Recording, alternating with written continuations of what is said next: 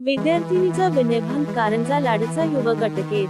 कोतवाली police station हद्दीतील एका महाविद्यालयातील अल्पवयीन विद्यार्थिनीचा विनयभंग केल्याची घटना जून 13 रोजी उघडकीस आली आहे। या प्रकरणी पोलिसांनी आदर्श अजय नागवानी 18 राहणारा कारंजा लाड जिल्हा वाशिम याच्याविरुद्ध गुन्हा दाखल केला आहे। तक्रारीनुसार पीडित मुलगी व आरोपी हे एकाच महाविद्यालयात शिक्षण घेत आहेत। घटनेच्या दिवशी आरोपीने पीडितेच्या गालाला स्पर्श करून विनयभंग केला। त्यानंतर दुचाकीवर बसण्यास पीडितेने नकार दिला असता आरोपीने तिच्यावर हात उगारला। या प्रकरणात पीडितेच्या तक्रारीवरून कोतवाली पोलीस ठाण्यात BNS कलम 747811523552 तसेच लैंगिक अपराधांपासून बालकांचे संरक्षण अधिनियम पोक्सो अंतर्गत कलम 8 व 12 अन्वये गुन्हा दाखल करण्यात आला आहे। सदर प्रकरणाचा तपास पोलीस निरीक्षक संजय गवई यांच्या मार्गदर्शनाखाली सुरू आहे।